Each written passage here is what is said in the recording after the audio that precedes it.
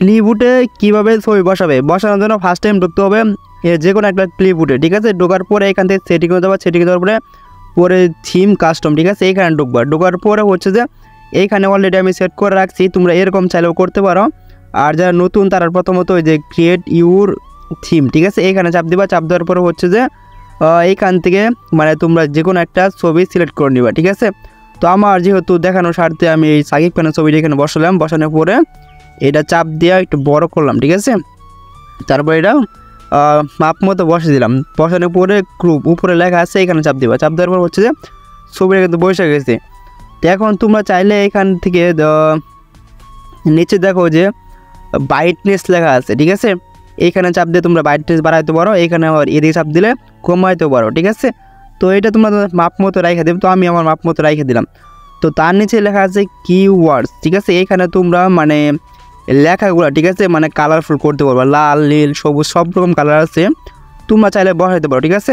তো আমার এগুলো ভালো লাগে না, তো আমি তারপরে দিয়ে রাখলাম। তার নিচে দেখা যাচ্ছে এখানে টেক্সট, ঠিক আছে, টেক্সটগুলো আসলেও কীরকম দেখাবে, লাল কালার নাকি সবুজ কালার নীল কালার, ঠিক আছে, এইটা বলতেছে।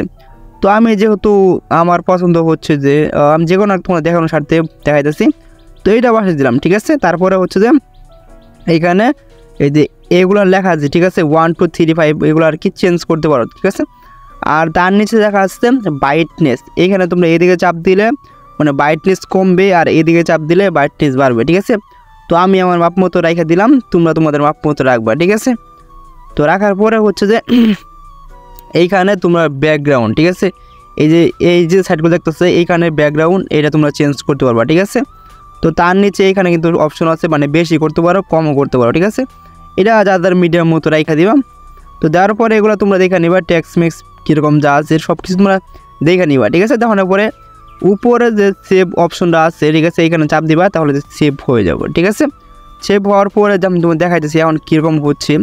তো আমি জাস্ট প্রথমে তো ঢুকে গেলাম ইউটিউবে, ঢুকার পরে এইখানে যেটা লিখে না কেন দেখতে কিন্তু অসাধারণ লাগতেছে, ঠিক আছে, মনে হচ্ছে অনেকটাই দামি ফোন, কিন্তু এটা কম দামি ফোনও হয়ে থাকে, যে কোনো ফোনও হয়ে থাকে, ঠিক আছে।